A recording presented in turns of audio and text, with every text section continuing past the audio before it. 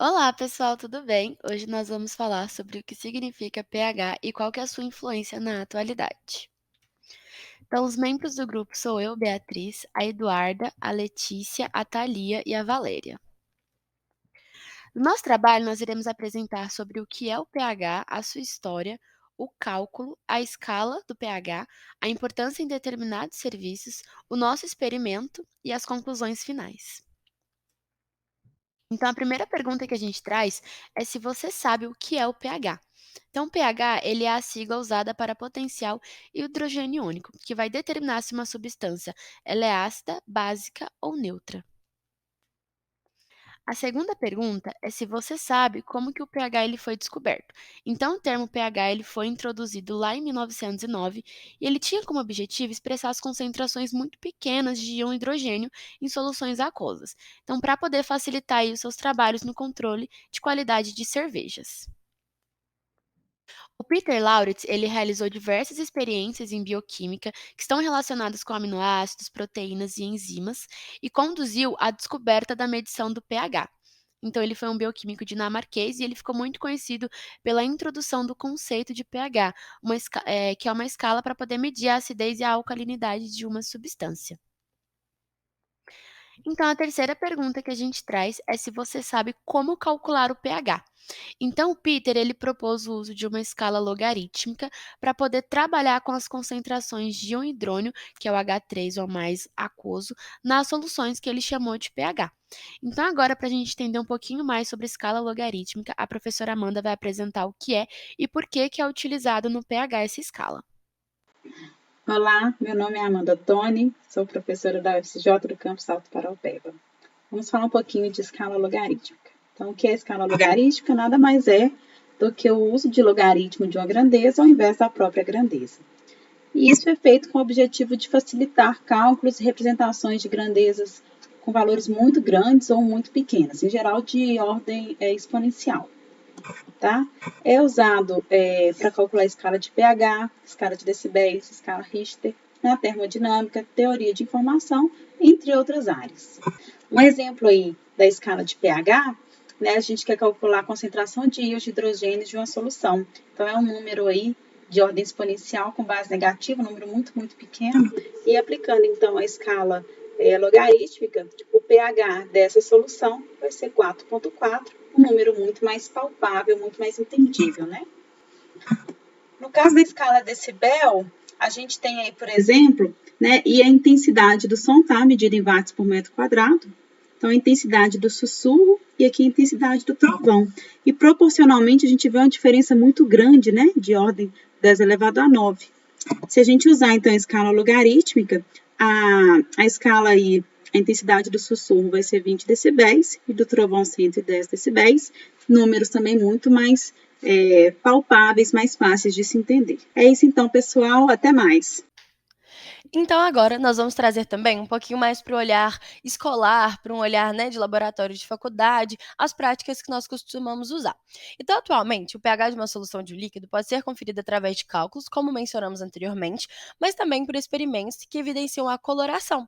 E é a partir dessa coloração que nós usamos uma tabela, né, a escala do pH, para poder comparar e ver qual que é o pH daquela determinada solução. Então, a escala do pH, ela varia entre 0 e 14 na temperatura ambiente, que normalmente é de 25 graus Celsius. E se o valor do pH for igual a 7, que normalmente é o pH ideal para a água, o meio da solução ele é considerado neutro. Porém, se o pH for menor que 7, ele é considerado ácido, e se for maior do que 7, ele é considerado básico. Então, nós trouxemos aqui dois exemplos de pH. Um pH que é ácido e um pH que é básico. Então, como exemplo do ácido, nós trouxemos o suco de limão, né, que é muito comum. Ou o suco de limão, né, que é batido na água, ou o próprio suco de limão, quando a gente espreme. Ele é considerado uma substância ácida. E o sal de cozinha é considerado uma substância básica. Sal de cozinha é aquele que usa para cozinhar mesmo, que a gente tem na nossa cozinha de casa, né? Às vezes faz uma solução ali de água com sal. Essa solução ela é considerada básica. E como curiosidade, nós trouxemos aqui a importância de se calcular o pH da água em determinados serviços. Então, o primeiro serviço que nós trouxemos é a fabricação da cerveja. E por que que é importante calcular o pH, né, durante o processo da fabricação da cerveja? Tanto na água cervejeira quanto na própria cerveja. O pH, durante essa produção, ele interfere muito no amargor, na fermentação. Então, para não afetar, né, não ele atrapalhar o processo produtivo da cerveja, o pH ele precisa ser medido. E como é uma coisa que nós consumimos, né, ele tem que ser dentro dos padrões que não vão afetar a saúde das pessoas que vão consumir ali aquela cerveja final. O segundo ponto é o tratamento de piscina, que é muito comum nós vemos, né, as pessoas cuidando da água da piscina. Às vezes coloca cloro, limpa, mede o pH, mas por que medir o pH da água da piscina, né? Que não é uma água que a gente ingere, é uma água que a gente só entra ali para nadar. É importante calcular o pH da água da piscina por conta do ambiente onde a piscina está, para não, né, obstruir ali o material de que a piscina foi feito, para não degradar. Então, calcular o pH da água e ter certeza, né, comprovar que o pH ele está nos parâmetros adequados, aquilo ali vai aumentar a durabilidade dos materiais que foram usados na piscina. E um terceiro exemplo muito comum também, né, é o shampoo para bebês. É muito fácil, né, nós vamos ali no supermercado, todos os shampoos para bebês têm escrito pH neutro. Shampoo, às vezes sabonete também. Mas por que que o pH do shampoo do bebê especificamente tem que ser neutro, né, e o nosso não precisa? O shampoo do bebê ele precisa ter o pH neutro, porque o couro cabeludo dos recém-nascidos, ele é muito frágil. Então, para evitar irritação, né, às vezes por conta do cheiro, às vezes por conta das composições, então para evitar irritações, dermatites, essas coisas mais dermatológicas, o pH dos shampoos para os bebês tem que ser neutro, para evitar esse problema, para evitar talvez uma possível infecção no couro cabeludo do bebê. Agora eu vou realizar o experimento testando o pH de algumas substâncias. E o material que a gente vai utilizar é esse kitzinho aqui que a gente comprou numa loja de piscinas. E ele serve para testar a alcalinidade e o cloro também, só que isso não vem ao caso no nosso experimento. A gente vai usar somente essa solução aqui para medir o pH das substâncias. A substância a ser testada é a água do filtro de barro residencial. A gente pica as 4 gotas do reagente na água e observamos que gradativamente vai ficando amarelado e após a diluição total, o pH fica por volta de 6,8. A segunda substância é a água do bebedouro da faculdade, que após pingarmos as 4 gotas, vemos que já está um pouco mais diferente do primeiro, fica um pouco mais rosado e um pouco mais claro, com pH aproximadamente de 7,6. A terceira substância é a água da torneira do banheiro, que fazemos o mesmo procedimento, pingamos as 4 gotas do reagente e após a diluição, o pH fica em torno de 7,5. Uma substância é a água de outro bebedouro, como comparação. Já podemos observar que fica uma cor mais escura do que o primeiro bebedouro, com pH aproximadamente de 8,2. A quinta substância é o vinagre, que automaticamente as gotas que vão sendo pingadas vão ficando amareladas e após a diluição total fica totalmente amarelo com pH por volta de 2. E a sexta e última substância, que é o suco de limão puro, nós veremos que fica bem parecida com a do vinagre. Após a diluição total vai ficar um amarelo, aproximadamente 2 o pH.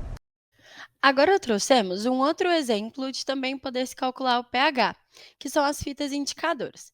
Os indicadores de pH, elas são fitas que reagem à acidez ou basicidade de uma substância aquosa. As fitas são feitas com vários tipos diferentes de produtos químicos, e cada um com sua própria faixa de medição. Então, vem um quadradinho, assim, com várias fitas, e aí em cada fita vem esses 4 quadradinhos coloridos. E a partir do momento que você coloca, essa parte da fita, né, dentro da substância aquosa, normalmente ela fica dentro de um becker, né, ou de um tubo de ensaio, as colorações vão mudar. E aí depois você só compara com as cores que estão, do lado de fora da caixinha.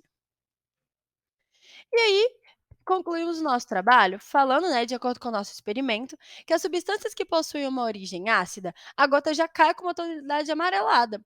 E por mais que o nosso líquido que a gente pinga, ele seja de uma tonalidade mais vermelha, a partir do momento que ele entra em contato com a substância, né, com ali o líquido, que no nosso caso foi líquidos, a gota já fica amarelada. E as substâncias de origem básica, a gota já cai com uma tonalidade mais rosada. E aí, dependendo do valor do pH, né, ou é um rosa muito mais escuro ou é um rosa mais claro. Então é esse o nosso trabalho. Caso vocês tenham alguma dúvida, é só entrar em contato conosco.